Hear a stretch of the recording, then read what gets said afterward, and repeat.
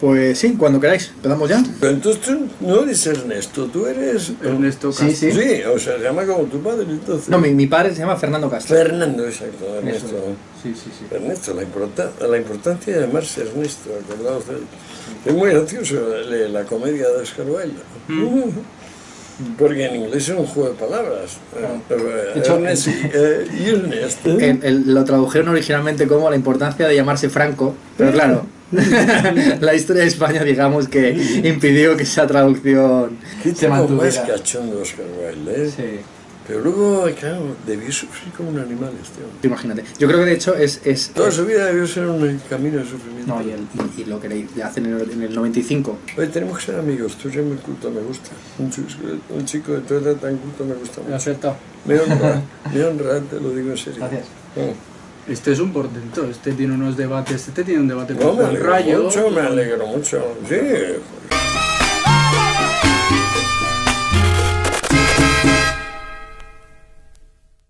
Antonio, la entrevista ya ha comenzado, pero sí que quisiera comenzarla un poco formalmente. Quisiera contextualizar que estamos aquí en Galapagar, en tu casa. Muchas gracias, evidentemente, por acogerme.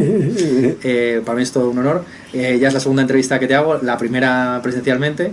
Esperemos que vaya mejor que la por escrito. ¿Has aclarado al personal por qué pasó con la Sí. primera entrevista? Bien. Lo contextualizo aquí también oralmente. La entrevista fue una entrevista con motivo de la publicación del segundo volumen de Los enemigos del comercio. Fue una entrevista en la que yo me excedí en los excursos introductorios, incluso forzando un poco a que la respuesta ya fuera por la línea de mi excurso. Entonces, evidentemente, lo interesante era Vino cómo... el viejo y dijo, como no, el viejo te se digo muy revolvía. mala hostia y te voy a fastidiar bien. Bueno, fue también interesante porque la entrevista se publicó en Revista Occidente, que era de hecho una de las primeras editoriales que, si no la primera, la segunda que te publicó, tu tesis doctoral en el año 71. Es verdad. Y bueno, toda la entrevista va a estar un poco centrada principalmente en tus libros. Me he pasado 2 semanas muy Gracias, entretenido gracias. leyéndolos. Voy a dejar un poco entre paréntesis Los enemigos del comercio, que yo entiendo que estarás ya un poco cansado de tantas entrevistas que te habrán hecho sobre No el sé, libro. es la hora de mi vida, es la única donde empiezo a acertar un poco con eso de una imagen un poco compleja de las cosas, ¿no? Que tenga a la vez, pues eso, estética, derecho, sociología, economía, filosofía. Creo que la primera vez que me acerco a conseguir eso. Sí, sí, es la de Sam Kurzberg un poco descotado, pero yo creo que los rudimentos están en obras previas Pues, y seguro. evidentemente los rudimentos nosológicos están en causa y orden, los rudimentos ontológicos están en realidad y sustancia. Y Que tiene 2 ediciones muy diferentes. Pues espero que nadie maneje la primera. Pero la primera yo la escribí sin conocer a Mandelbrot y a Prigogine. Entonces, de puta casualidad, se vendió porque la gente al ver sustancia pensó que iba de drogas. Como tenía un éxito tan enorme el libro de las drogas y el aprendiendo de las drogas, pues nada, yo creo que se dejaron engañar y consumieron los 2000 ejemplares que había tirado Taurus. Entonces cambió el director de Taurus y me dice, oye, que esta obra está agotada, es la única catálogo de filosofía que tenemos agotada, ¿quieres reeditarla? Pero como entonces había conocido a Prigogine y Mandelbrot, me se lo escribí el libro de arriba abajo, de modo que realidad y sustancia, la segunda versión, tiene muy poco que ver con la primera, muy poco, digo en serio. Y sin embargo, claro, no tuve que cambiar nada, porque lo que hicieron Prigogine y Mandelbrot fue dar concreción, precisión, prestigio científico a aquellas intuiciones vagas que yo tenía en la primera edición. Acuérdate que, que había perdido significado la palabra sustancia, que cada vez todo era de una frivolidad excesiva y que, bueno, que yo intentaba recuperar una cosa que fuese sujeto y objeto, que acabó siendo el ánimo, la categoría de ánimo, que es la que gira la parte primera y la parte segunda. Pero luego me dio tal ataque de vergüenza atreverme a escribir sobre esas cuestiones, era un mindundi como yo, que intenté ocultarlo todo, un poco como Newton y los Principia. ¿Quiere usted refutarme? Bueno, primero véase 800 teoremas y luego ya me empieza a refutarme. Es una cosa que lo pone muy difícil al contrincante. Yo intenté hacer algo parecido, pero me quedó un poco de churro, ¿me entiendes? Ahora ya estamos en otro plan, yo creo que ahora ya he entrado en un tramo de la vida, Ernesto, donde, digamos, lo miro todo con más franqueza. Ya. Fíjate eso. Y la primera pregunta que quisiera hacerte, en clave personal, alejándonos un poco de la bibliografía, es pues sobre el tema de las drogas. Bueno, tú has sido un gran defensor del uso productivo y no tanto recreativo de las drogas. ¿Verdad? Y yo, que también me dedico, como tú, 12 o 15 horas a leer o a estudiar en general, Pues qué todos los días. somos, ¿verdad? Efectivamente. Porque No, no ya se te ve, los ¿sabes? ojos están abiertos, la cara está abierta, no, hay alegría. La pregunta que quisiera hacerte es: ¿qué droga recomendarías a un estudioso? Esa es la pregunta. Pues sí, es difícil, ¿eh? Muy dura la pregunta, pero muy dura. Si dijera el tabaco estaría siendo un cínico, porque desde luego es una mala costumbre pasarlo por nicotina. Yo no hablo, digo pasarlo por alquitrán, quemarlo. Pero luego es tan sedante, tan estimulante, tan de composición coreográfica del gesto, tan un apoyo para los vacíos que va proporcionando en la vida cotidiana. Pero vamos, como no puedo preconizar el tabaco, creo que me ha puesto el culo al aire, Ernesto. De verdad me ha puesto el culo al aire. Porque si te digo cáñamo, pues sí, me parece que hay que excursionar. Y una forma de excursionar es el cáñamo. A veces te puede dar muy fuerte, pero entonces si te da muy fuerte suele ser así con tintes depresivos. Lucidez depresiva fue la expresión más aproximada que encontré cuando me puse a pensar sobre el tema. Que tampoco te puedo recomendar para el estudio del cáñamo. Quizá para vivir y para ampliar horizontes, como ya por supuesto la LSD y los grandes fármacos visionarios, la ayahuasca es muy interesante también. Pero para trabajar tendría que decir una cosa que todavía no está preparada la sociedad a escuchar. ¿Y es? Sí, porque si no está preparada, no está preparada. Bueno. No está preparada. Hace falta que me muera yo y que a lo mejor pase algún tiempo. Y entonces lo entenderá, pero ahora no está. Hombre, por lo menos ir poniendo las semillas de esa preparación no estaría mal. No pienso decir ni media más sobre esto. Si no te parece mal, vamos a ir cronológicamente. Me gustaría empezar por la tesis doctoral, que se escribió en el año 66, se publicó en el 72 en Revista Occidente.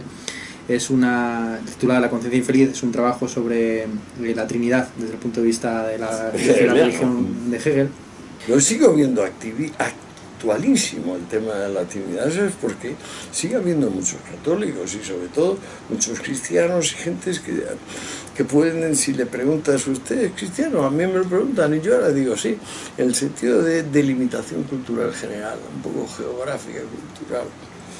Y sí, porque digamos lo que ha acabado siendo el cristianismo me parece razonable. No, eran unos bárbaros, acuérdate cuando empezaron, bárbaros intolerantes y tal, pero luego ha acabado siendo bastante tolerable. ¿A qué venía esto, coño? No, que te quería preguntar sobre la tesis. Hay una parte de la tesis que... no, claro, no, una cosa que tenía que decir que me influyó muchísimo, que por casualidad fui a cenar a casa de Pepe Ortega, el hijo de Ortega y Gasset.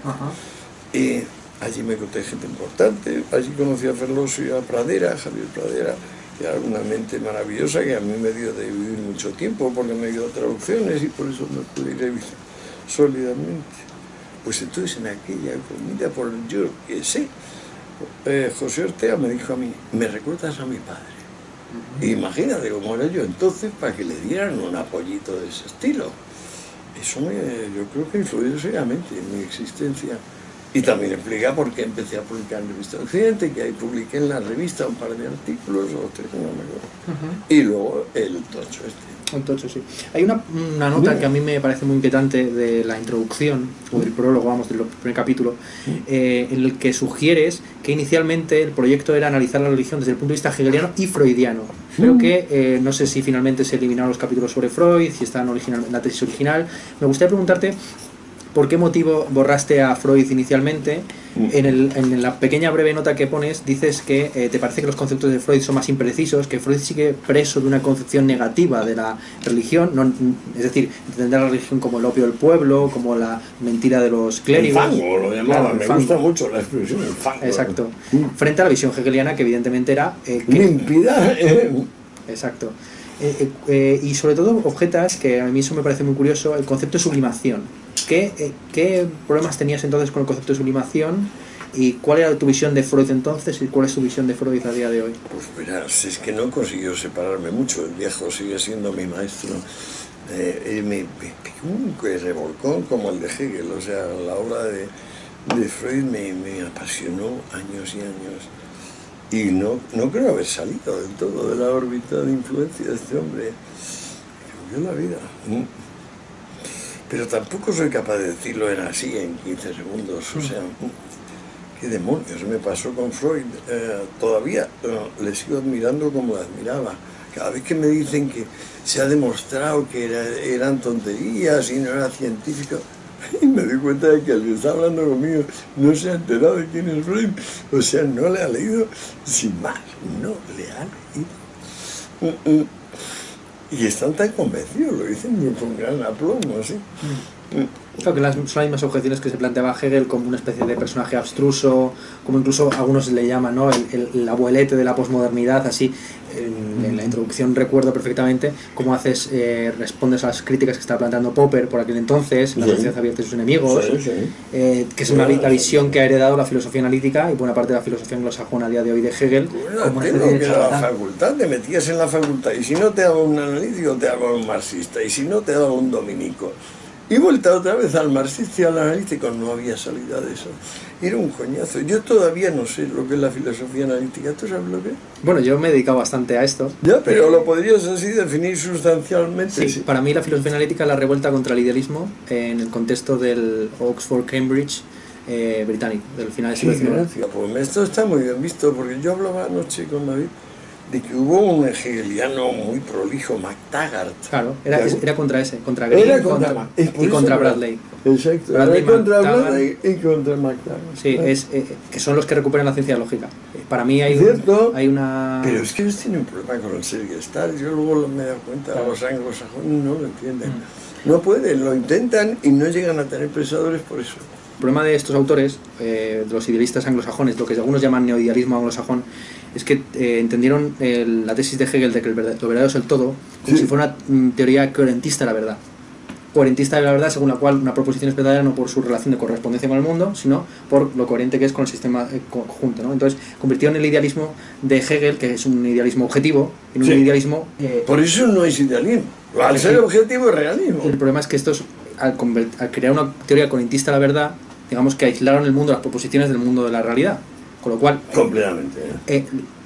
Cuando Moore... Y por eso le llaman analítico, pues finalmente le van a quitar coherencia al término medio. Es decir, por ejemplo, vale el juicio, este hombre es un esclavo. No, esclavo. No acepta el sujeto hombre. Sujeto hombre rechaza el predicado esclavo. No puede ser, hay incoherencia. Está mal, esa lógica está mal, señor. ¿Os dado cuenta que tiene que ser la lógica de la vida, la lógica de la realidad? O sea, ¿qué es esto? Ahora va a ser otro campo, ¿no? Y lo consiguieron. Sí. Y es un campo diferente. Tenemos ahí los analíticos primeros y segundos que siguen siendo imbatibles como exposición de la lógica comilfo. Y luego tenemos estos señores. Fíjate que ha habido, habrá 1 millar de ellos conocidos y publicando. ¿Cuánto habrá durado la filosofía analítica? Medio siglo más.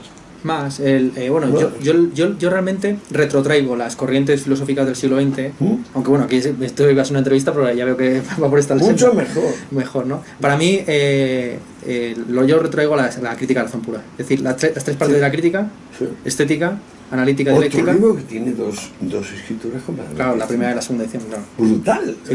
La diferencia. La famosa tema del esquematismo. Qué barbaridad.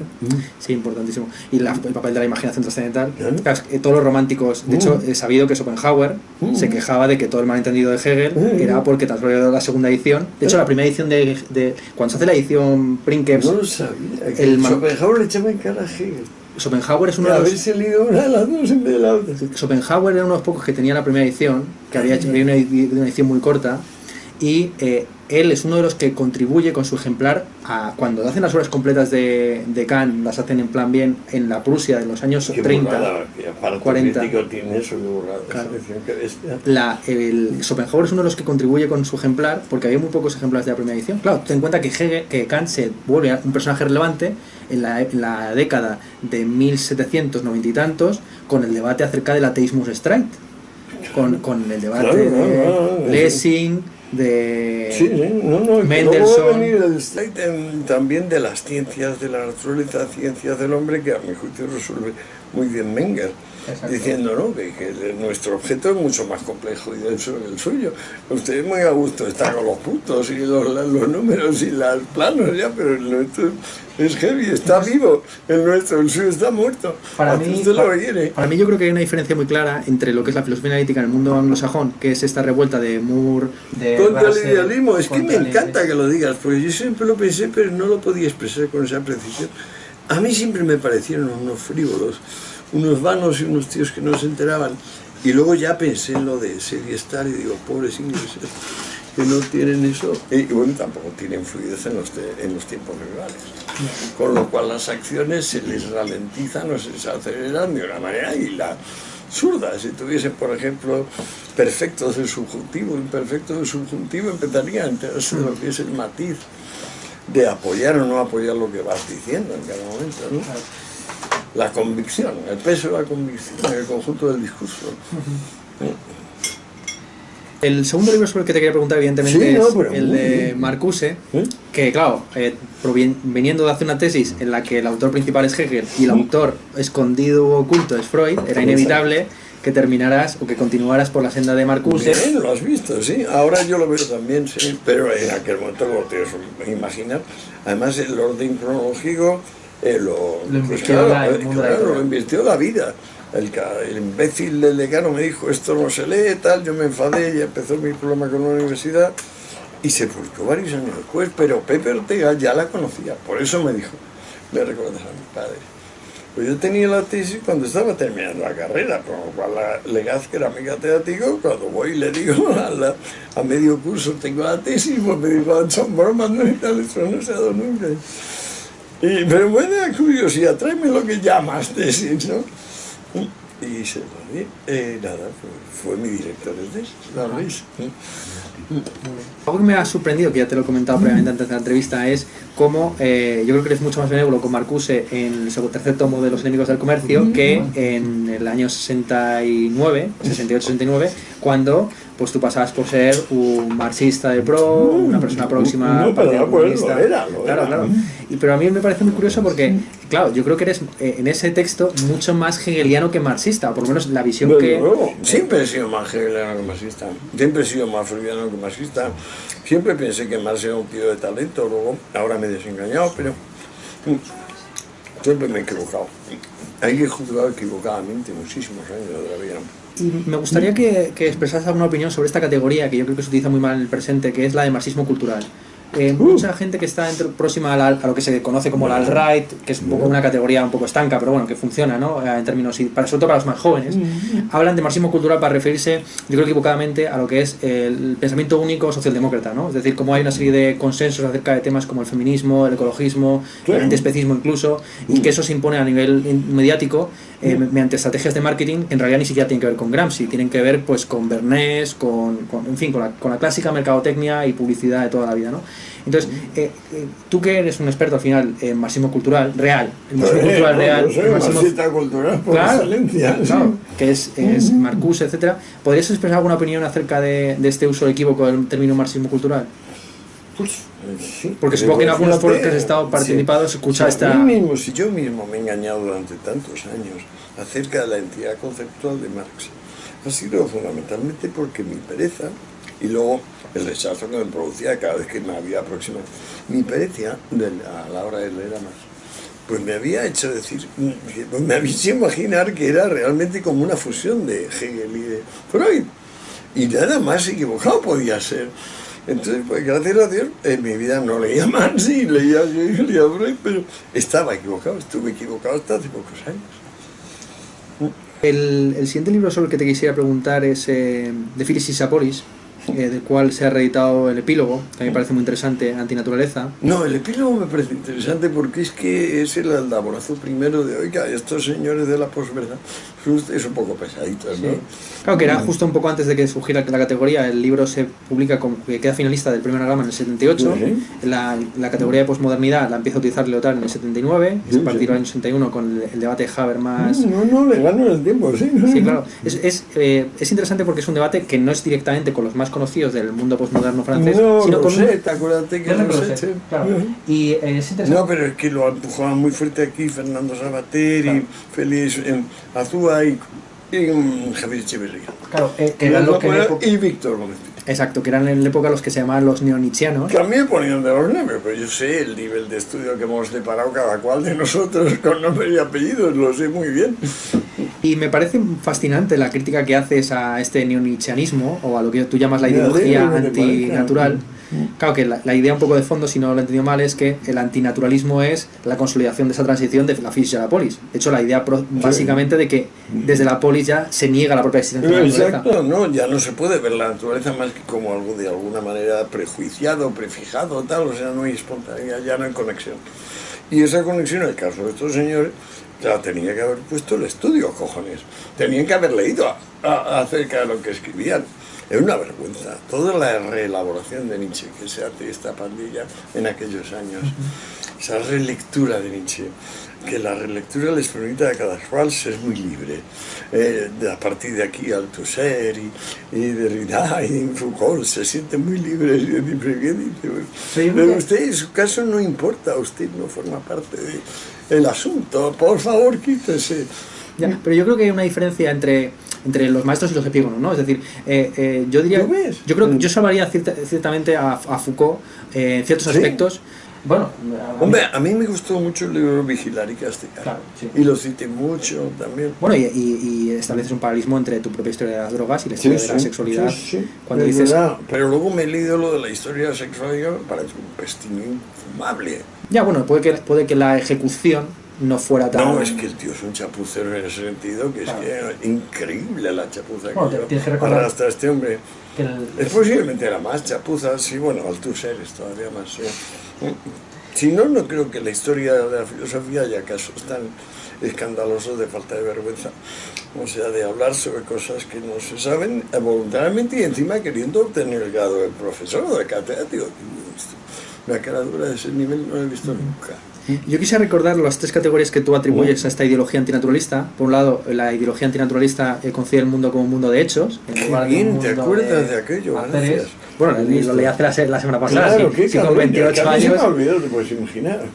Lo tengo eso sepultado, sí. Claro, sí. Un mundo de hechos, lo que tú denominas en un determinado momento el imperio de la facticidad. Sí. En segundo lugar, que en tanto que imperio de la facticidad el mundo es impensable, y que el mundo se caracteriza por su carácter racional, y que ese carácter racional tiene un elemento terapéutico.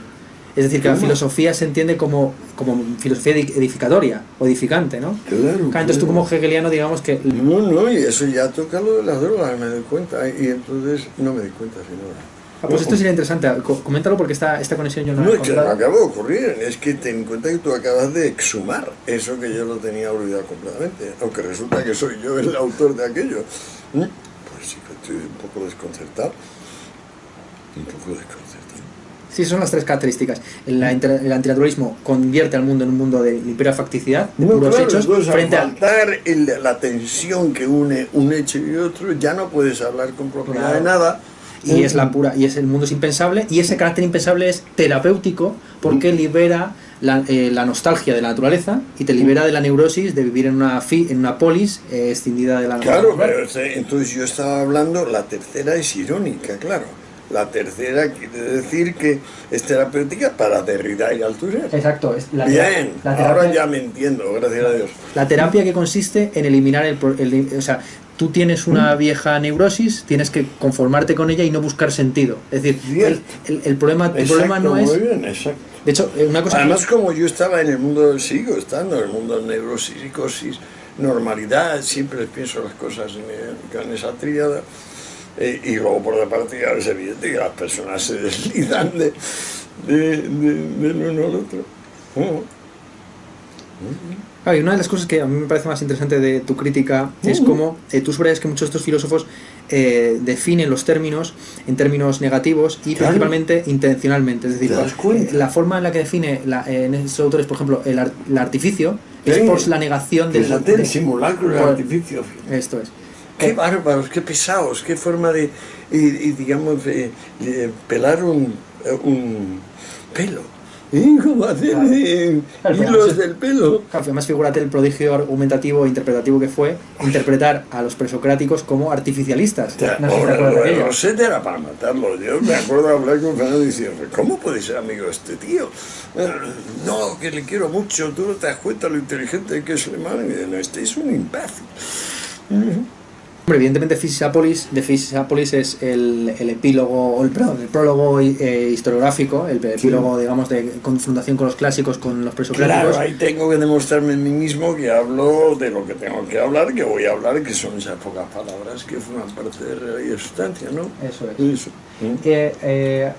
Pero todo esto lo has movido, como ya lo aclaro en el último libro de Ibiza, por unos viajes de acción muy problemáticos.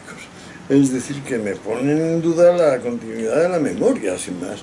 Y entonces me pongo a hacer un pensamiento que no necesita memoria.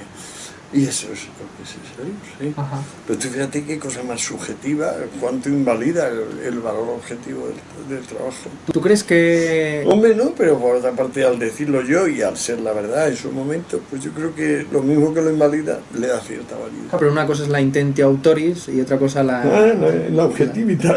Claro, ¿no? Una cosa es como tú llegaras a esa iluminación o concepción. A mí me parece muy interesante, ya digo, realidad y sustancia me parece fascinante porque es, si no me he equivocado, un intento de exponer la metafísica de Aristóteles bajo el método expositivo de la ciencia lógica de Hegel. Exactamente. Analítico, primeros y segundos desde el punto de vista hegeliano, ¿sí? Claro. Comentábamos antes, que te comentaba previamente, si conocías la existencia de este corriente que se llama realismo especulativo. No, fíjate que yo empleo esa palabra en el libro. Defino el realismo especulativo, resulta que es una tendencia. Claro. ¿Cuándo ha empezado la puta tendencia? Se acuña el término, bueno, el término lo utilizas tú en el... No, la acuño yo, claro, ya está, es una mierda, claro, la acuño yo. Claro. No, pero digamos, se empieza a utilizar para referirse al movimiento en el 2007. Es una cosa que tiene apenas 10 años. Sí, no, vamos, yo la tesis doctoral que la presenté el año pasado, pues es la primera tesis que... ¿Pero qué ha presentado la tesis doctoral sobre el movimiento? Espera, que el mundo es un pañuelo.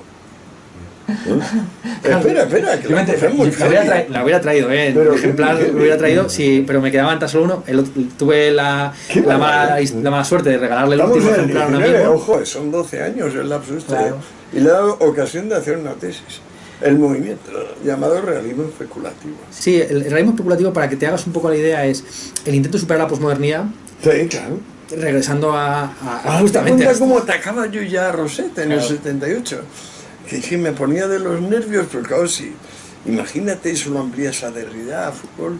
Es cierto que Foucault está un poco más vivo que Althusser, que nació muerto, por supuesto. Y también que Deleuze y Derrida, que son divagadores natos. Pero a mí, por ejemplo, Deleuze, aunque estilísticamente sí que es cierto que es muy divagatorio, me parece que el toque que tiene de la herencia, sobre todo la herencia de Bersón y de Spinoza. Pero creo que no les entiende. Fíjate, me encanta que saques el tema. Yo creo que Deleuze tiene un problema de comprensión tal que cuando al fin se decide a decir algo, lo escribe, no queda contento. Se da cuenta de que no, aquello no es para nada. Entonces intenta decirlo de una forma lo bastante retorcida, como para que no se note lo que quiso decir en primer lugar, que él mismo había desautorizado. Y por tanto su lectura, yo creo que él era más discípulo de Breillet. ¿Te acuerdas que Breillet tiene un tratado en los volúmenes, el mejor creo yo del mundo, sobre Spinoza? Émile Breillet, que era profesor, entonces yo soy profesor de este. Yo leí el libro de Breillet y me resultó muy nutritivo, por cierto. Pero es un tocho de esto muy erudito, es más filológico que filosófico. Sí, también Deleuze... Como quien dice, entonces yo creo que en Deleuze hay como un fracaso básico a la hora de exigirse un estado de lucidez. O sea, creo que Deleuze siempre se ha consentido no llegar, no tener la paciencia suficiente para la lucidez, Porque si no, te llega a decir, pues mira, macho, te callas y ya está. No tienes por qué escribir. Creo que la obsesión de toda esta gente es tener una vocación de escribir antes de escribir. O sea, es una cosa rara, es como adelantarse en el verbo en general. Pero sin embargo yo sí que veo algún tipo de afinidad entre la posición procesualista de Deleuze y la concepción que tú tienes de la physis. Porque yo creo que en ambos casos hay una defensa de la naturaleza como multiplicidad, para empezar, como... No, que concilia monismo y pluralismo. Es decir, no nos planteamos las cuestiones. Lo único que nos plantea el problema es que vemos fuera que hay unas personas absurdas que son los maniqueos y que entran en todos los campos y definen todas las cosas y lo ponen todo patas arriba. Por ese motivo yo creo que, si bien es cierto que cierto neonietzscheanismo como el de Rosset tiende al imperio de la facticidad, a la idea de que el mundo no es comprensible... Acuérdate, esto viene de Klossowski, que es un personaje absolutamente ambiguo, tan ambiguo como Bataille, con Lacan, es decir, aquí entran muchas malas personas, por decirlo así claro y sencillo. Muchas malas personas personalmente hablando, ya que es duro decir esto, solo se puede decir con absoluta certeza. Yo, por ejemplo, en mi vida personal solo he conocido de verdad a una mala persona. Una, pero sí que la conozco y por supuesto no pienso repetir su nombre.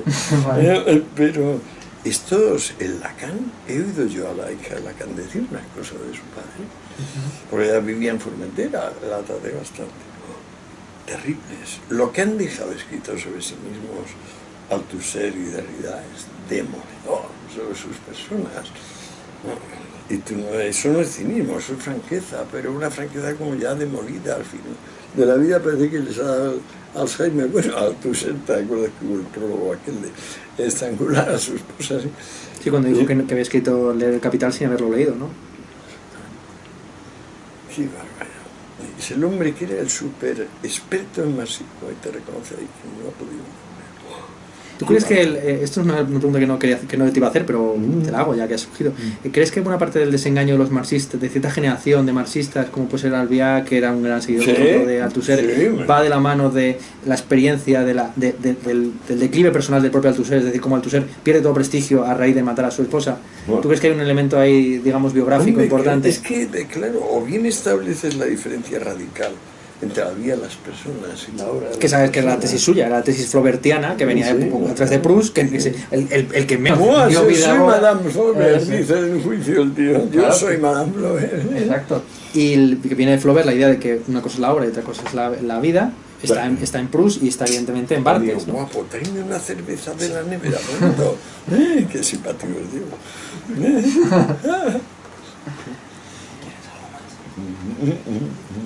No, nada más. Una pregunta como bastante más de fondo que quería plantearte sobre realidad y sustancia es uno de los autores que está como que se ve en la introducción, que es muy importante para ti, es Zubiri.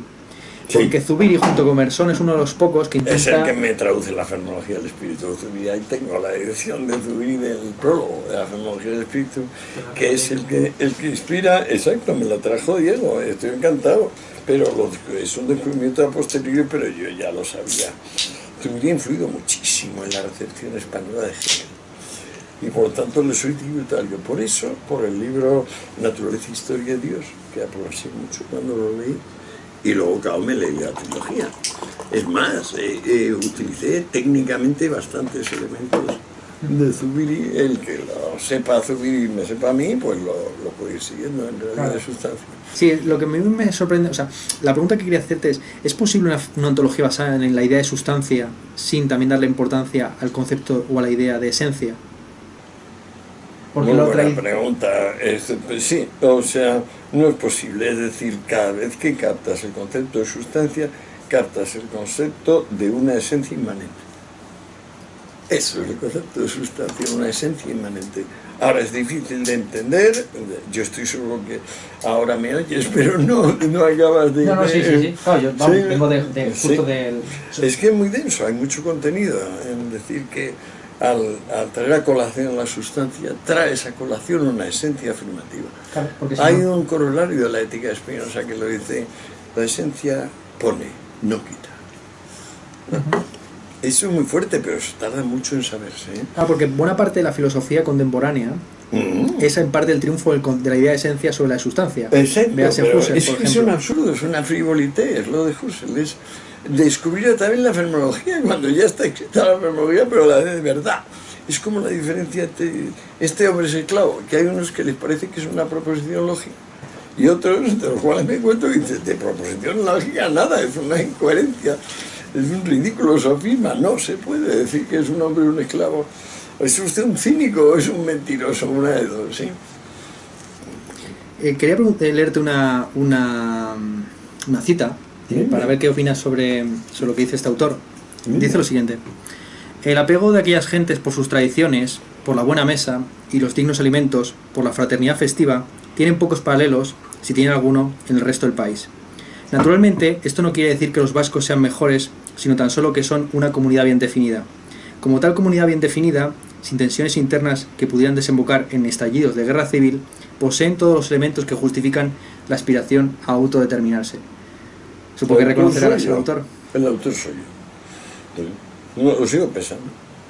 Lo que pasa es que les ha salido un grano repugnante con 1000 cabezas, que es lo que era la ETA y luego Bildu y todo esto. Tienen ese grano, tienen unos problemas tremendos, evidentemente.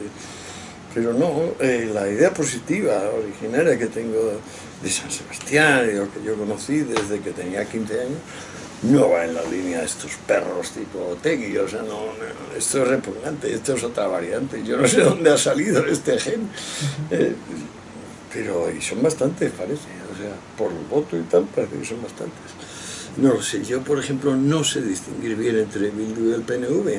Se van a cabrear conmigo los del PNV, pero bueno, lo siento mucho, yo no sé distinguirlo. Veo ahí tanta ambigüedad, ¿sabes? Que no me atrevo.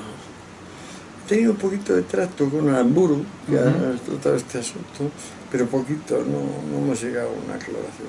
Seguro que me puede decir cosas que yo no sé.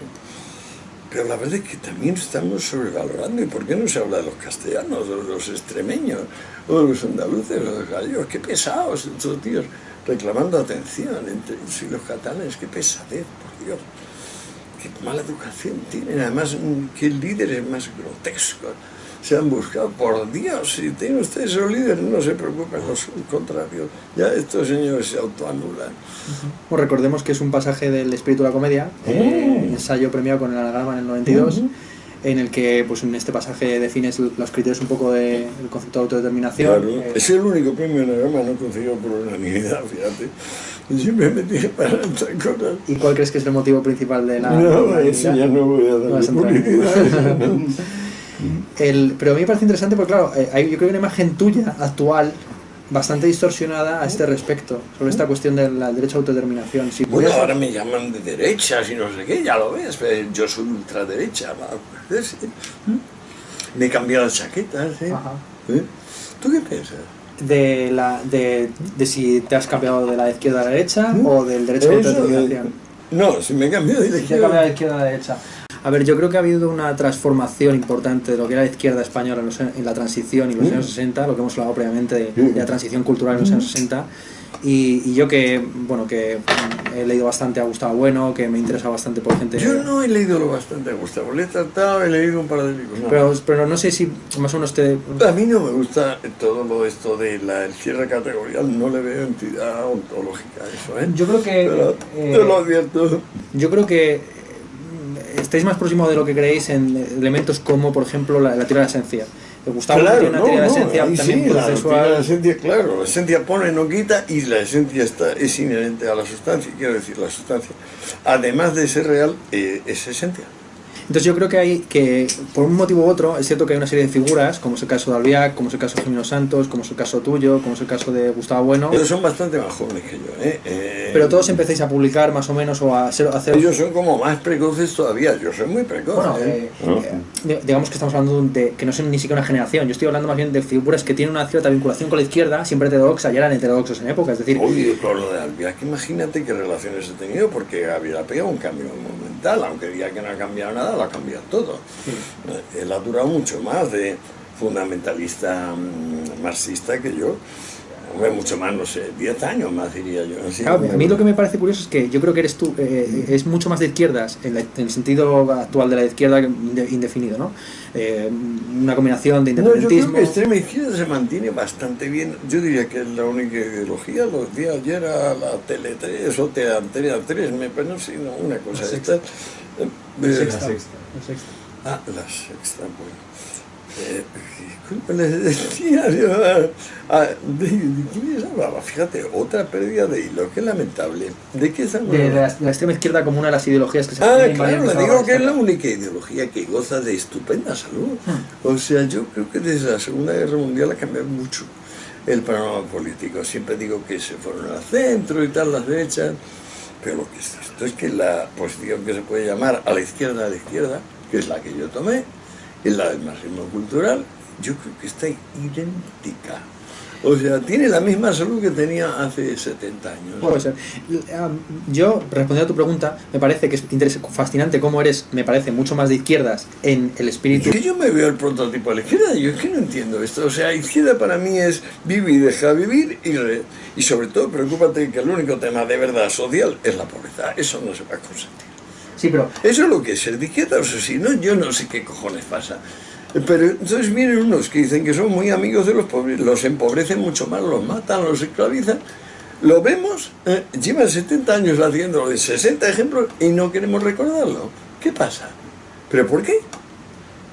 bueno, ya sabes que siempre la de buenas intenciones está empedrada al infierno y se basa mucho en la idea intencional de que aquello no es el verdadero comunismo, que el verdadero comunismo está por ¿Quién venir. ya te va a decir eso, de verdad?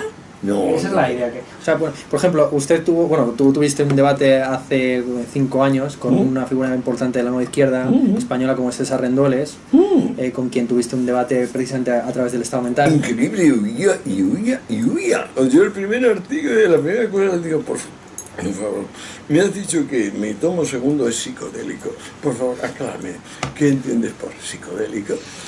Y luego, por favor, dices que yo me comporto airada y cruelmente con más. Encuéntrame, por favor, una sola línea del texto que sea airada.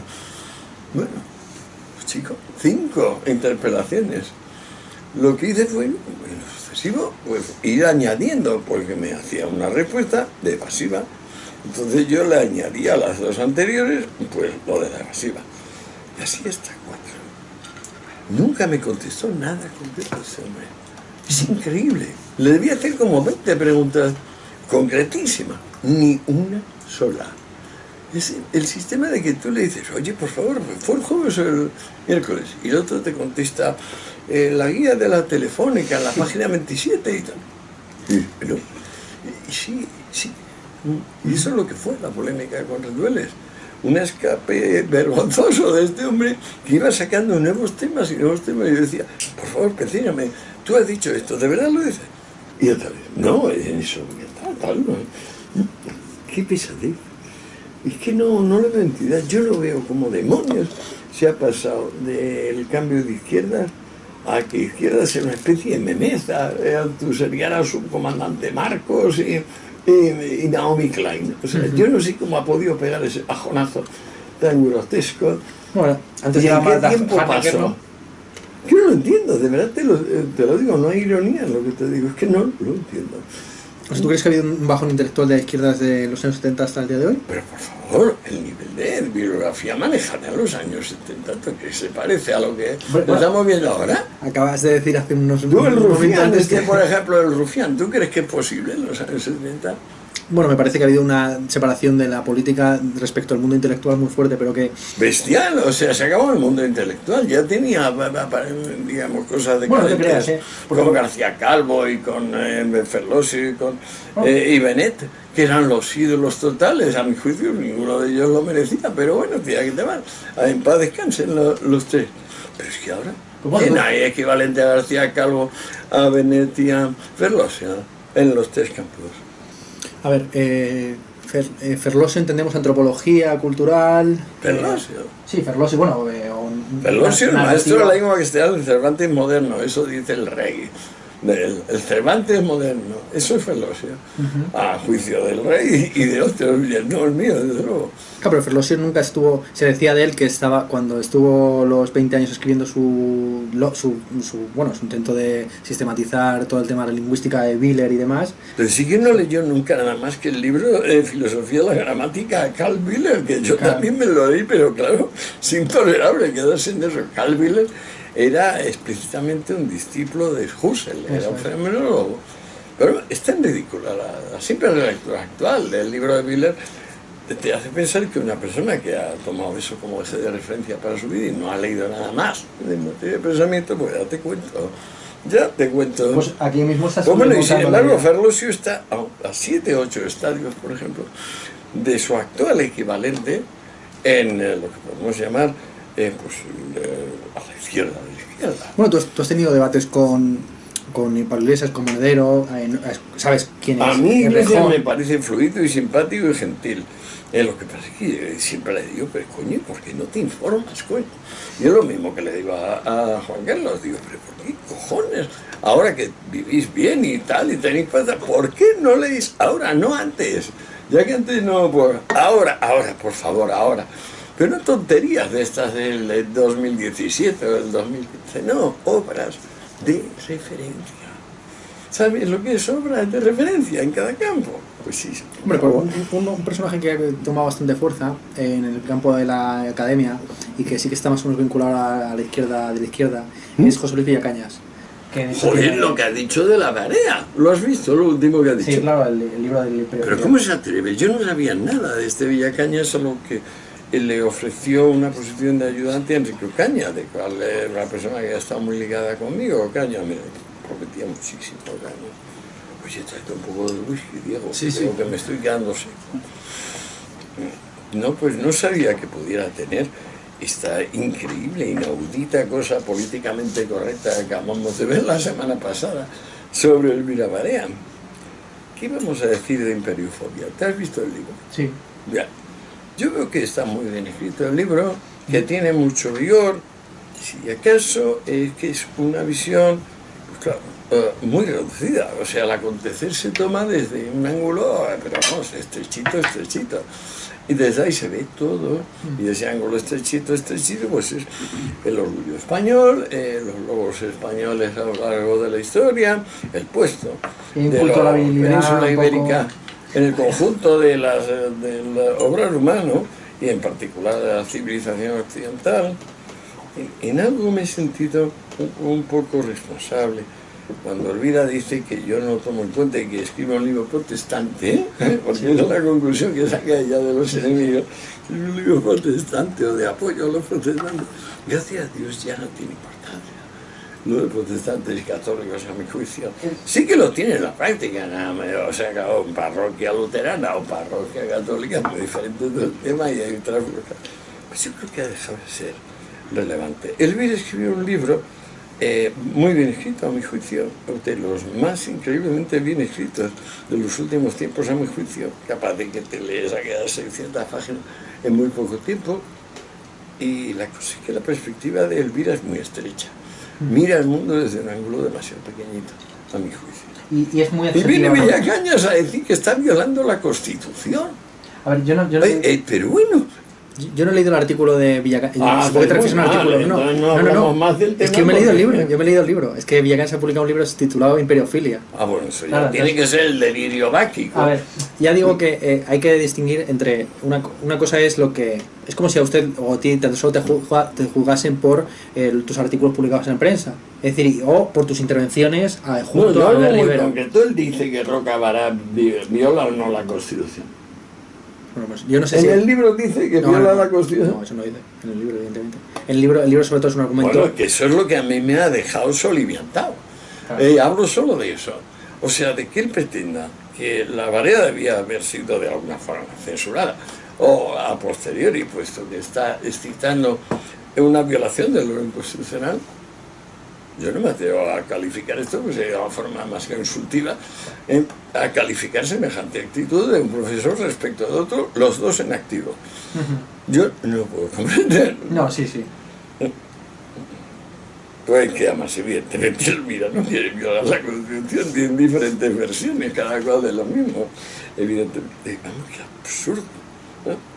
Me pilló un rebote con eso, ¿eh? Ahora que sale el tema de... Aproveché para decir, Elvira me pone verde, pero a pesar de eso, no, de para nada es una violadora constitucional, ¿eh? Sí, no, bueno, María Elvira Rocabarea, tuviste un debate con ella hace unos meses, ¿no? Casi, no hace mucho tiempo. Me iba dando cosas y me dice, tengo preparado un libro contra ti y beber. Y digo, bueno, qué honor, o sea, ya vamos todos unidos, ¿eh?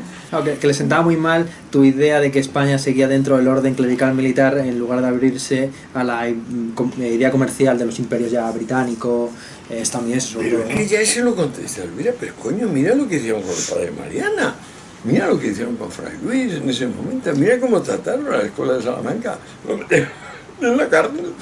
Claro, pero una cosa es cómo se trataba a los intelectuales y otra, cuál es la práctica en ejercicio del imperio, ¿no? Es decir, cómo el imperio funcionaba a través de alianzas. Pero eso no es verdad. El Felipe II, que es una mancha indeleble en la historia de ese país, y sus hijitos del homónimos, eso es donde el país se convierte en basura pura.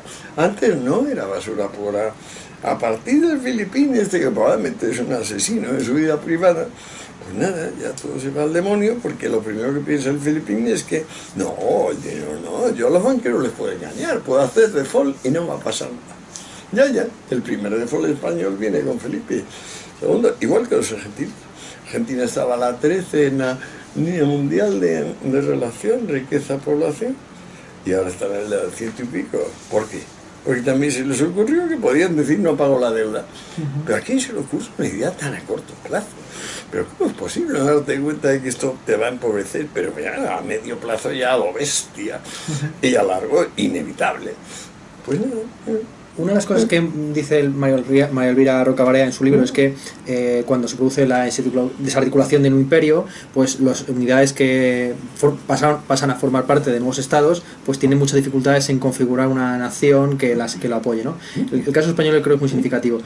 Tú acabas de justo decir que para tu juicio el País Vasco es una unidad que tendría derecho a autodeterminación en condiciones más ideales no, que las actuales. Tiene, es que practica la autodeterminación, no nos equivoquemos. Practica la autodeterminación en los límites de lo razonable. Más allá sería ridículo, bastante tiene con meter toda una tele todo el día en vasco y dar educación. Bastante tienen, eso de sobrado. ¿Qué quieren además? Es decir, ¿qué mando? Pues mire, señor, resulta que es un territorio un poco más amplio y no nos vamos a gastar tanto dinero en muchos mandos absolutos. Lo siento.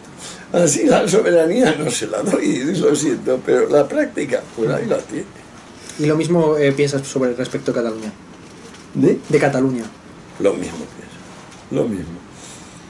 Exactamente, lo que pasa es que los catalanes se han enardecido mucho desde que Zapatero les hizo la cesión del IRPF y les metió miles de millones anuales de más, que es los que financiaron el crecimiento exponencial de Tele3, o como se llama, que es el refuerzo que necesitan para que no se desplome el reflejo condicionado de que somos el pueblo elegido, etcétera, así, que es el que todavía utilizan estos ridículos. Si no llegan a ser tan mediocres, es posible que se hubiesen llevado al gato al agua. Pero son tan mediocres que no, güey.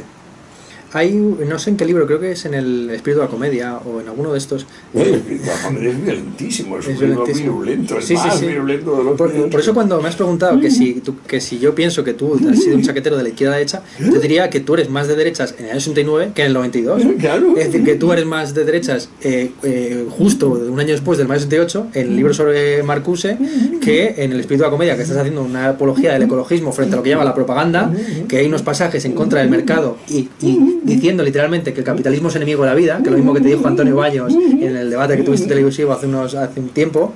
Pero claro, desde otras perspectivas, yo nunca hubiera elegido la España del 36 en estos magnos como momento culminante del ser humano, nunca jamás. O sea, digamos que mi visión era una visión, intentaba ser realista, adaptada a la historia universal, no a cuentos chinos, de peliculitas, de parcialitas. Pero claro, no, es evidente. Lo único que tiene razón Marx es en que el capitalismo es temporal. Lo único en lo que tiene razón a mi juicio. Y bueno, es bastante, porque la economía siempre está basada en estados de equilibrio, es decir, en ideas de estado estable, etcétera, etcétera. Y venía bien alguien que dijera que aquello va a evolucionar como el resto, está expuesto a devenir.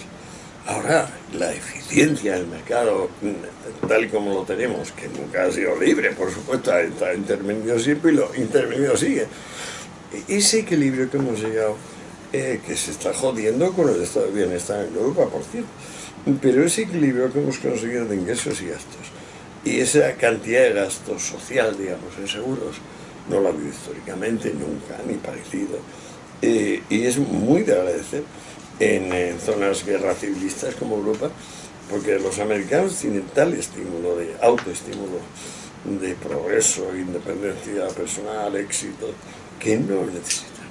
O sea, se presenta una candidata genial de los comunistas como Angela Davis, apoyada por Marlon Brando, los Beatles, los Rolling Stones, su apera es ella, discípula de Marcos. ¿Qué te crees que saca de porcentaje de voto?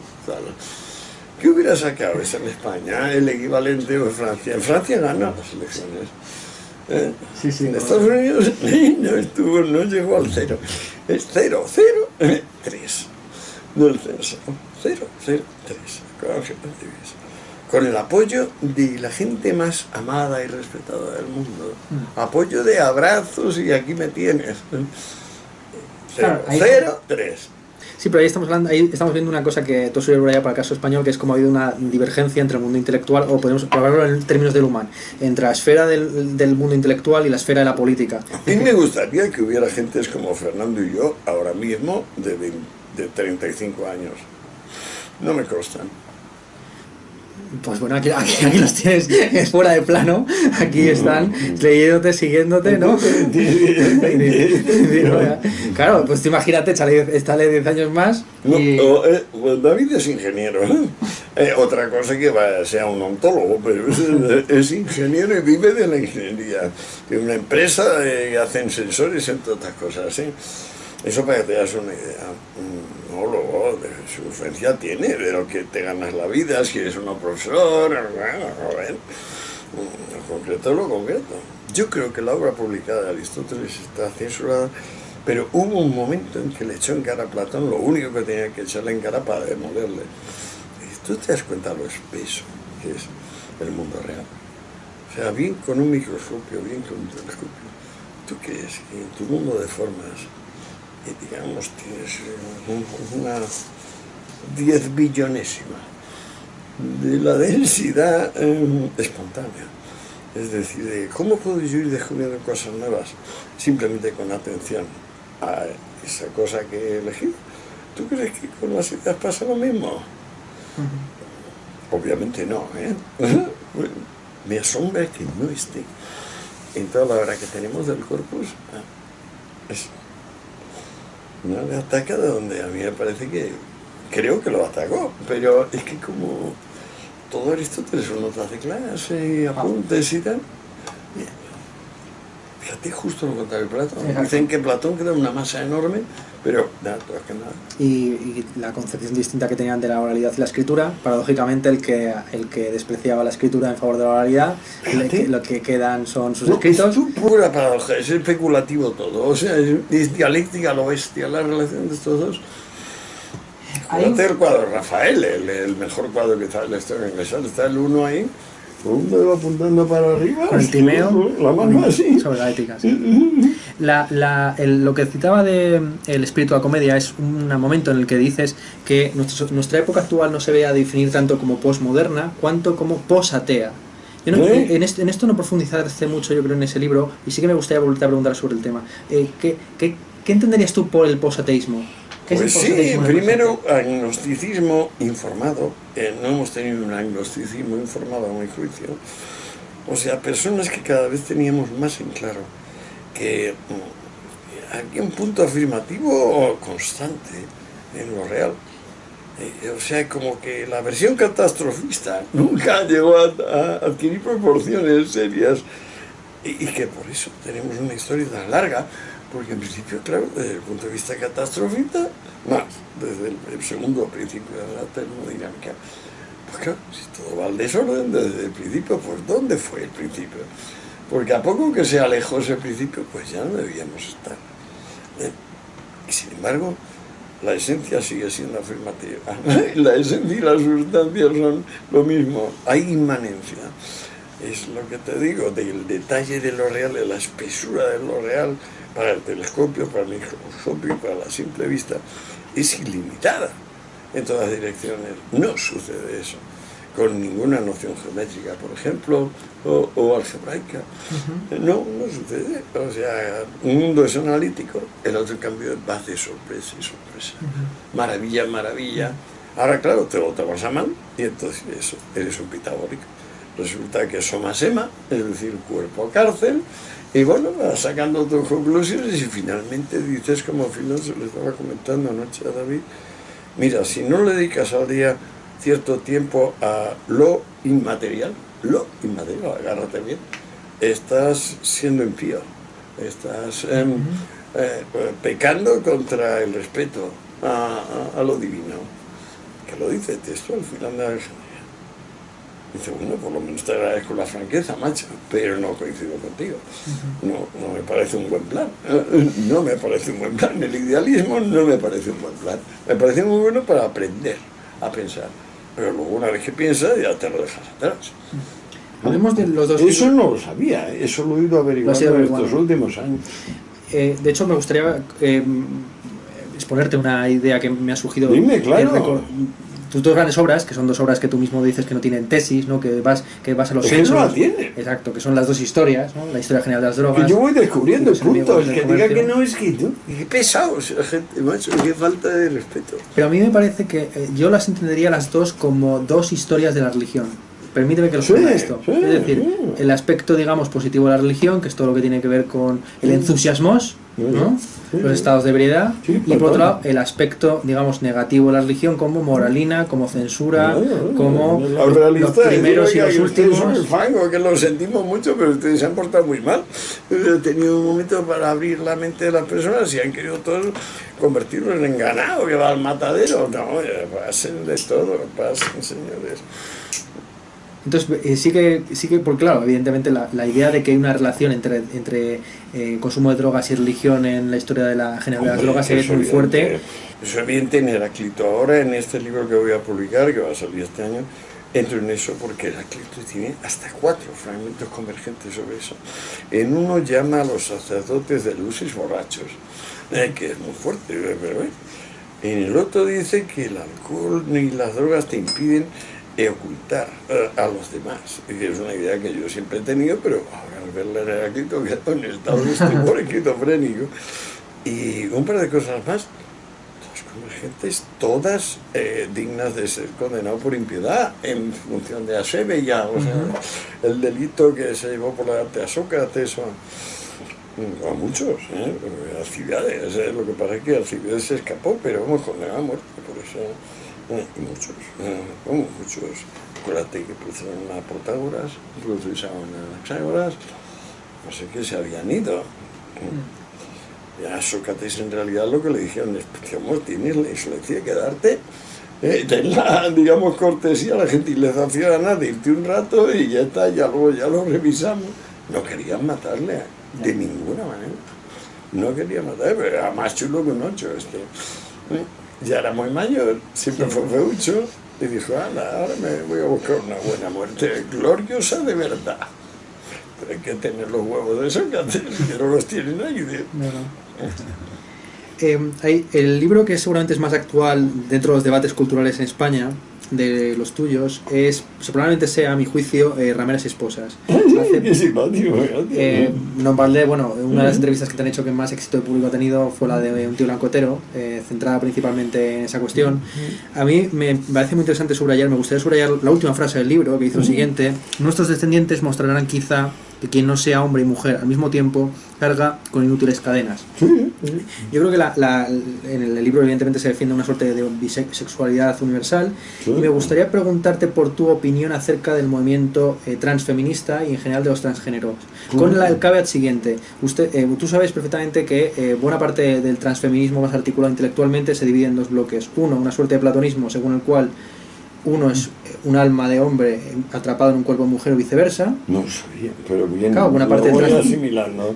Y la otra parte del transfeminismo es un transfeminismo que se basa en el constructismo cultural o social, según el cual a cada individuo le proyectan sobre su cuerpo, o sea, un transfeminismo es platónico y dualista, es decir, yo soy... Que viene de sí mismo, de alguna manera, es inmaterial, no puede ser herido, está siempre el reino de las cosas posibles. Eso, yo tengo un alma de mujer atrapada en un cuerpo de hombre, soma sema, ¿no? Y la otra posición, la del constructivismo cultural, según la cual no es dualista, sino que hay una unidad entre cuerpo y alma, Sí. pero sobre los cuerpos se proyectan estereotipos o prejuicios, lo que llaman el género, la estructura, clichés, clichés, clichés, y entonces se presupone, etiquetas. claro, y para ese transfeminismo no hay ninguna relación natural ni necesaria entre ser mujer y tener vagina. Es el transfeminismo que entra en conflicto, por ejemplo, con el feminismo radical. Hombre, sí, claro, es que parece que está en conflicto con el lenguaje, ¿no? Dice Claro. subo y bajo a la vez, es una cosa un poco rara. ¿Qué opinión te merece todo lo que tiene que ver con el mundo transgénero? Me y el parece transfeminismo? muy interesante la pregunta porque... Es que la pregunta iba por la línea. sí, Es que no sé, perdón por interrumpirte, pero es que para añadir más material a tu reflexión, hay un transexual de Cáceres, que no me viene el nombre a la cabeza, Sí. que tuvo una audiencia con el Papa Sí. y que expuso la posición que te acabo de resumir de tipo platónico acerca del alma y Hombre, el que era cuerpo. un intelectual el tío, claro. Hay que saber para plantear las cosas en esos términos. Él se siente encerrado en un género que no es el suyo. Somasema, muy bien visto, es la gran cuestión pitagórica, es la ambigüedad pitagórica. Pero en mi tiempo, los transgéneros de verdad, pues nos daban una piedad inmensa, porque sabíamos que no llegarían a los 20 años normalmente, pues se suicidaban en cadena. O sea, era como algo así como el andén del suicidio. Ojalá haya cambiado y ya no pase como pasaba en mi tiempo. Me temo que muchos de los que están hablando aquí no toman en consideración ni de la curva demográfica del asunto, ni la realidad inmediata, sobre todo en todo el resto del mundo que no está tan culturizado ni tan confortablemente instalado en la existencia como en Europa, por ejemplo. ¿No? Siempre lo hemos pensado como una tremenda desgracia. Y nos hemos compadecido de ellos.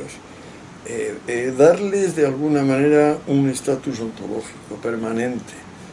Pues bueno, por supuesto, si eso depende de mi voto, yo voto por eso. Así es que me parece engañarse muy fuerte sobre la situación. No es una situación, a mi juicio, sostenible. Como por ejemplo yo, que se me empiezan a dormir los pies, que lo soluciono cortándomelos. Pues no lo pongo en duda, me parece que antes me suicido. ¿Sí? Y entonces eso es lo que veo yo en el asunto. Hay seres humanos que cargan con las culpas de todos, de repente. Los chivos expiatorios universales. Así les he pensado yo siempre y les quiero por eso. Y es más, considero que me puedo enamorar y dar la vida a una persona que tenga un equívoco de género. No me ha pasado, pero no hay nada, digamos, contra eso en mi conciencia. Hablando de chivos expiatorios, el libro evidentemente de referencia dentro de tu bibliografía es Majestades, Crímenes y Víctimas, donde sistematizas más esa idea de el delito sin víctima. Está haciendo una distinción entre delitos de lesa majestad. Eso es lo fundamental, lesa majestad, y yo digo, todos los de lesa majestad son lesa humanidad. Señor, no se equivoque. Claro. Son aquellos que atentan sobre entidades abstractas, ¿no? Dios, la nación... Influyó en Alonso, que fue ministro del Interior con Zapatero y que era miembro del Consejo Superior de Justicia, del Poder Judicial y tal. Influyó, claro, es que se lo estaba comentando esta tarde, mi asunto era jurídicamente muy interesante, pues tal y como estaba aquello de delito provocado, de tentativa impasible que se llama ahora delito provocado, la cantidad de crímenes sin víctima que había, porque estaba tipificado como delito, por ejemplo, el adulterio, la blasfemia, pero vamos, y había bastantes. Sí, de hecho, sugieres una lista al comienzo, en la introducción, que es la siguiente, más o menos. Tú lo formulas retóricamente, entonces no dices literalmente, ¿no? Pero básicamente, crímenes de lesa majestad serían, por ejemplo, la penalización de la blasfemia, de la homosexualidad, la eutanasia, el fraude fiscal, el consumo de droga, la revelación de secretos de Estado, la objeción de conciencia, el aborto y el escándalo público. Quisiera subrayar el tema del aborto. No, es que me equivocaba, porque la verdad es que el aborto sí que toma en cuenta un tercero. Lo que pasa es que ese tercero va creciendo tan gradualmente que la cuestión es decir, ¿desde qué semana te voy a exigir responsabilidades? Eso es todo, me parece ahora, tal y como lo veo desde ahora. Lo cual no quiere decir restar autonomía al que tiene que abortar. Yo lo veo como una tragedia, en cualquier caso, enorme. Y no conozco a ninguna mujer que haya abortado sin un disgusto. Se le ha quedado como una herida enorme en el alma y que no cierra. También me han hablado de mujeres que han tenido 10 y como si fuera pues, sonarse. No sé, estos no los conozco, me resultan muy extrañas. Sí, me parece que el aborto no es una cuestión unipersonal a partir de cierto tiempo. ¿Tú qué piensas? Yo tengo una posición ahí sensocentrista, lo que se conoce como el sensocentrismo dentro de la filosofía moral actual, que es que no existe ética ni moral sin capacidad de placer o displacer. Esta es una posición que... Ya, pero en la práctica, o sea, quiero decir, no, pero, una señorita de 19 puede ir a la seguridad social y decir que la... Hasta el tercer mes, cuando se produce la interconexión neuronal. Tercer mes, perfecto, pues ya estamos, fue el tercer mes, en la 12ª semana. Claro, pero eso tiene unas consecuencias, o sea, el sensocentrismo tiene las consecuencias de que... ¿Te acuerdas que Aristóteles es en la quinta, Claro. Vamos, una de las consecuencias éticas es tremendo que sea pura cantidad el asunto, que se vaya a decir entre 5 y 12. Bueno, a ver, es una cuestión casuística como todo en la vida, ¿no? No, toda la vida, pero esa cuestión que parece tan fuerte es que es verdad, sin embargo, que si lo tomamos esa porción cuantitativa, no somos realistas, estamos jodiendo la castaña. Y estamos perjudicando a todos porque estamos creando una injusticia y sufragándola. Es decir, pagando las operaciones gratuitas de eso. Y todos somos cómplices si se hace mal, pero claro, Dios sabe si 12 semanas, 5 semanas, qué coño. Sí, digamos que yo soy muy firme respecto al criterio, es decir, para mí el criterio es el criterio de la nocicepción, es decir, no hay ética ni moral respecto a los árboles porque los árboles no tienen una experiencia fenomenológica del placer o del displacer, ¿no? Pero claro, eso me compromete también con... Aquello es un narciturus, no es un árbol, amigo, es un narciturus. Claro, pero... Y cada vez más que no más preciso, que te acuerdas que al principio es una cosa absurda, pero luego empieza a notársele como... Es increíble, como un pseudópodo empieza a salir cosas. Y los ojitos que están desde muy pequeñines, los ojitos ahí como 2 puntos negros, increíble, luego de los fetos. Pero claro que no, o sea, la actitud dirá, pues yo he abortado pues, a los 5 meses, unos cojones, señora, por lo menos con la sanidad pública unos cojones. Aquello prácticamente puede vivir. O sea, le pones una incubadora que no se atreve a decir que eso no, que es asunto suyo, y dice, pues, ¿cómo se atreve? Lo que te quería preguntar conectado con esto era tu opinión acerca del antiespecismo o del llamado animalismo, ¿no? Que considera que los animales son pacientes morales, bajo la distinción, ¿no? Que está en la filosofía actual de que aunque un león o un cerdo o un caballo no sean agentes morales porque no tienen un sentido del bien y el mal. Me duele en el alma lo que están haciendo con los animales en todo el planeta, me duele en el alma. Si dependiera de mi dinero lo pongo, ¿sí?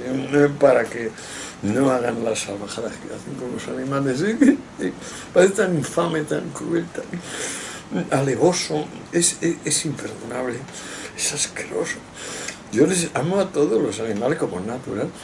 No sé si estás enterado de lo que le pasó a Locusta, la envenenadora favorita de Livia, la mujer de Augusto, que luego siguió trabajando para Calígula y para Nerón, siguió envenenando a ella, luego la acusaron de 200 y pico asesinatos por veneno. Pues bueno, a Locusta la ejecutaron porque tiene una jirafa preparada. La untaron toda pues con feromonas de jirafa, y la jirafa la mató violándola en el centro de Roma. Es un suetonio. Vida a los 12 Césares, concretamente vida de Nerón. Mira qué dato. Vaya. Bueno, Locusta, quiere decir langosta, como sabes. No envenenado profesional, que también era abortista, por cierto, claro, lógico, estas se llaman eran como comadronas o así, también eran cosmetólogas, sabían mucho de pomadas y tal. Todo este tema del aborto y del antiespecismo se suele englobar dentro de una categoría que es la de la bioética, tema Sí. o campo al que tú dedicaste unos apuntes publicados dentro del una conferencia que me improvisé en Murcia. que está bastante bien, en el que establece una comparación entre Gracias, chico. los médicos y los curas, ¿no? Unos Claro. tienen una sotana blanca y los otros una sotana negra, o una bata blanca y una sotana negra. Están asimilando lo bestia. Metonimia se llama eso en lingüística. ¿Qué significa? Hay unos que pretenden el monopolio de la salud espiritual, otros el monopolio de la salud física, Claro. y tú la posición que pones ahí es que es un dualismo, pretender que hay una distinción entre lo espiritual y lo físico, Claro. que todas las enfermedades son psicosomáticas, y ¿No es aquella categoría... ¿No piensas que son psicosomáticas de alguna manera todo? Sí, me parece ¿No? sí. Claro que la vieja posición espinocista, ¿no? Es que bueno, pero no más, ilemórfica, ¿qué leches? Ilemórfica. O sea, Aristóteles descubre la teoría de la potencia del acto, que es una complejidad increíble a través de la noción esta de dinamis, energía, o sea.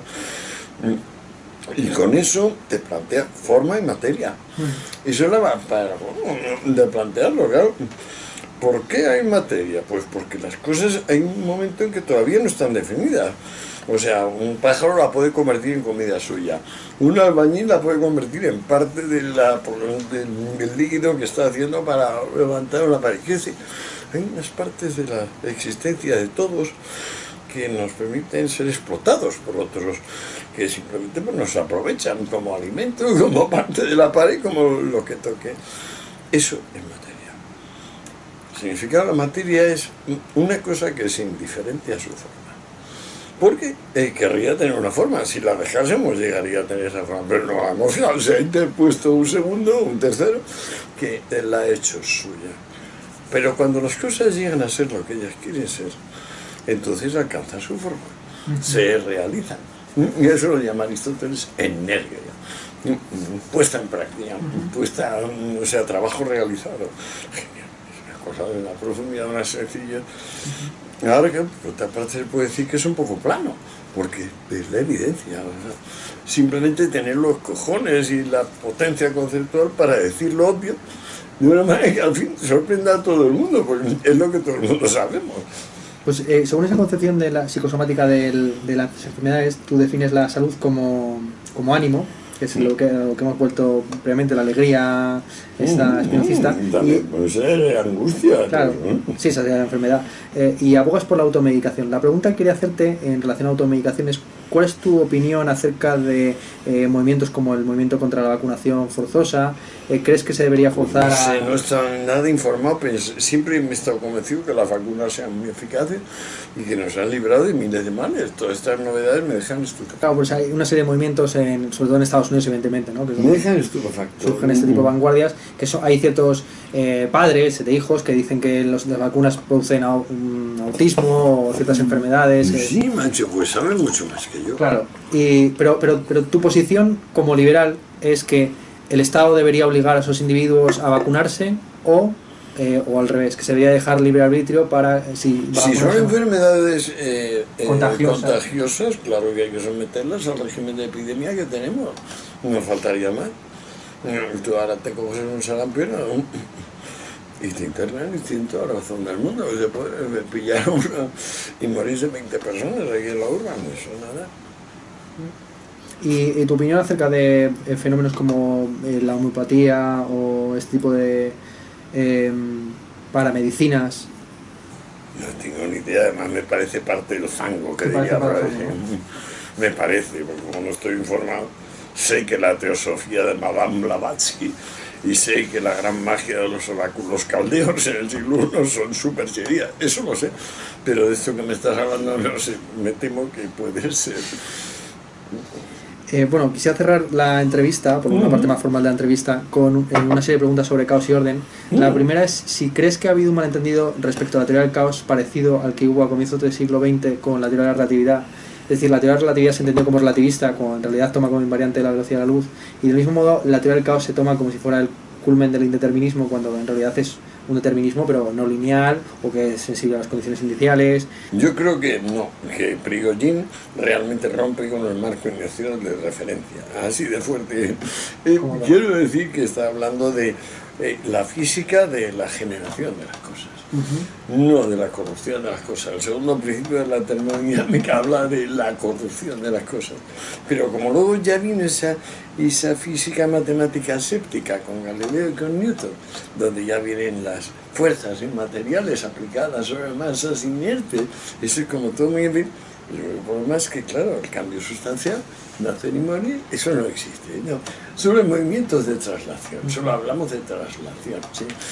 Bueno, eso se ha impuesto, es muy brillante en términos de exposición. Yo creo que el sistema del mundo de Newton, tal y como lo llama él, el sistema del mundo, que lo añade a los principios al final, pues que es una obra de arte, pero vamos, una obra de arte tremenda.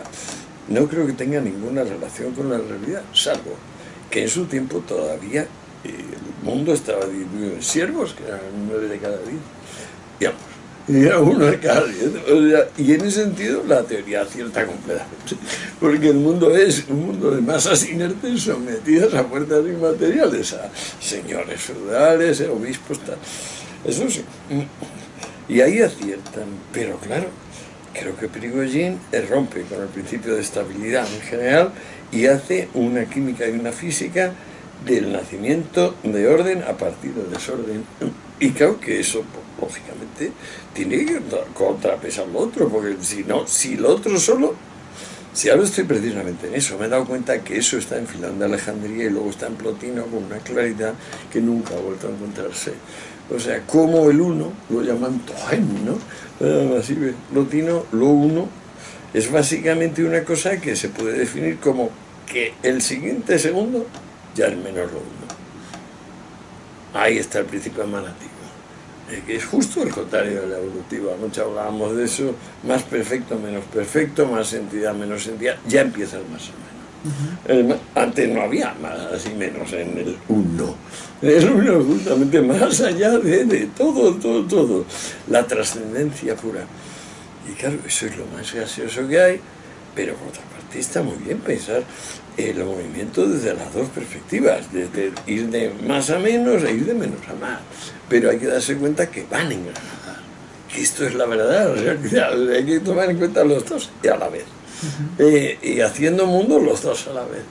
O sea, si no tomas en cuenta Clausius, bueno, es un tontaina, padece manía clínica, es decir, está demasiado optimista, te sobra optimismo. Es un poco como Aristóteles cuando define el movimiento como realización. Eso es muy optimista, me encanta, yo me apunto. También lo define, pero no creo que haya suficiente fundamento para decirlo. Teología, ¿no? Sí, me parece. Es teología afirmativa, fuerte, pero me parece bien, me parece bonito decirlo y tal, pero también me parece oportuno decir que no hay argumentación que lo apoye tal como se apoya, por ejemplo, el fenómeno del peso. Aunque tiene gracia lo de Newton, que es que han quitado el elemento de misterio con el que él cierra y empieza los principios, lo de que, señores, que no puede ser que haya acción a distancia, pero que la hay. Esto lo han quitado. Y como si beneficiase a alguien. Olvidar esto es brutal. Bueno, ahora con el descubrimiento de las ondas gravitacionales se está intentando de alguna forma paliar ese... Claro, pero están intentando pillar un asunto no en él, sino a través de una colateralidad, llegar por ahí. Es como estas teorías que se hacen para justificarse y entonces dice, yo profetizo que tal cosa será y entonces también profetizo que tal cosa será. Y si ambas profecías son ciertas, mi teoría es cierta. Y dice, bueno, pero ¿de qué van las profecías? O sea, ¿son confirmación directa de su tesis? No. Son observaciones sobre fenómenos colaterales. Donde, pues eso. Para mí teoría es una cosa que aumenta la densidad de sentido de aquello de lo que habla. Y la densidad de sentido siempre va a pasar por una intuición u otra. Y esa intuición está al alcance del lenguaje, o si no está al alcance del lenguaje, señor, búsquese un neologismo, lo necesitamos. Es el momento de meter un neologismo, señor mío, porque si no, lo de Dirac, no, aquí nos hemos independizado del sentido. ¿Pero cómo te vas a independizar del sentido? Yo no sé, es una especie de broma. Parece otra vez volvemos al Tusser o algo así. Solo que dirá que de los años 20, acuérdate. No sé, es un temita. Por fortuna eso le da vitalidad a la ciencia. Que a personas como yo y personas como tú, que somos unos bichos raros, pero mantenemos el templo antiguo. El templo antiguo, pues, ¿qué es el templo antiguo? Respeto por los que han pensado. La última pregunta era sobre la segunda parte de Caos y Orden, que es la parte menos discutida, pero a mi juicio más interesante también para también el entorno intelectual en que se te ha reconocido tu trabajo últimamente, como es el Instituto Juan de Mariana, porque ya haces una crítica interesante a todo el tema de la ingeniería financiera, cómo la ingeniería financiera se basa al final en métodos estadísticos que no tienen en cuenta ya mismo la economía. Dos capítulos de Caos y Orden más técnicos sobre eso, claro. Estoy muy contento, es de las cosas más fructíferas de mi trabajo. Porque en parte lo que hace es diagnosticar los defectos que posteriormente yo creo que prácticamente lo del 2008, vamos. Tal cual. ¿Crees que ha habido, no sé si has estado informado, interesado? Pero muy técnico, yo lo sí, no, está muy bien. ¿Has estado estudiando las posteriores evoluciones de la ingeniería financiera? No, lo he dejado. La verdad es que requiere bastante atención estar al tanto. Joder, es como lo de las criptomonedas. Yo me he quedado con Bitcoin. Si viene algo importante, pero a lo mejor le doy algo de atención, pero me he quedado colgado con eso. Que por cierto se ha publicado un libro de Yamamoto, no sé si lo has visto. No. Sí, no. Lo tengo ahí, ahora te lo voy a enseñar, te va a interesar. Escrito por Yamamoto. Ajá. En castellano. Sí. Y la pregunta que quería hacerte es, evidentemente hay una crítica muy fuerte a la economía neoclásica, que lo que hace es tomar el modelo newtoniano, el modelo de las ecuaciones de segundo grado, lo clásico, ¿no? Hablar de momentos de equilibrio, el equilibrio general de los mercados. Si la economía neoclásica es pseudociencia o no llega o no es capaz de comprender la complejidad y la inestabilidad de la economía y de la sociedad, ¿cuál crees que es la alternativa? Pues volver a Marshall, que es el origen de ellos. En Marshall está todo muy clarito. Marshall te presenta lo que hay que hacer, a mi juicio, si eres profesor de economía. ¿Cómo funciona tu sociedad? ¿Cómo funciona? Sencillamente, cómo funciona la bolsa, cómo funciona la intervención pública, cuál es el volumen de la iniciativa privada, por qué líneas principales sigue, qué pasa con la moneda, cuáles son los resortes más inmediatos. Describirte una sociedad como hace Marshall en sus elementos. Y luego un prólogo como el que le pone, que es aquella bestialidad. Bueno, el mundo ha cambiado desde que Hegel dijo aquello de Ethicus, porque Darwin y Spencer lo llamaron evolución y hasta ahora. Tiene toda la razón del mundo. Pero qué poco conocidos estos. Qué vergüenza, macho. ¿Hay alguien interesante que no sepa? Yo no lo sé, porque no entiendo. No entiendo. Bueno, pues nada, muchas gracias. Y ahí está Alfred Marshall, para quien le interese, menudo pensador. Pues nada, terminamos la entrevista, por la parte de aquí formal, ya seguiremos aquí un rato más, evidentemente. Esto me han dicho una palabra, macho, muy mal. Aquí tenemos fuera de ahí en plano. Fatal. Cabrones. Tu entrevista. Claro. Es una bestia, este muchacho me honra. Sigue así, muchachos, serás feliz como lo eres ahora. Es que esto es un veneno cósmico, el estudio. Cuando de verdad te olvidas de ti, te quitas del medio, macho, qué delicia, ¿no? Cantidad de cosas tiene. Sí. ¡Ah! ¡Qué burrada! ¡Qué caudal! El Niágara de la realidad cotidiana, qué bestia. Y si encima, yo no me atreví, me he cortado muchísimo con lo de las drogas, claro, muchísimo, es que ya estoy muy quemado, te puedes imaginar. Tantísimas personas me han entendido mal y me han robado, me han fastidiado.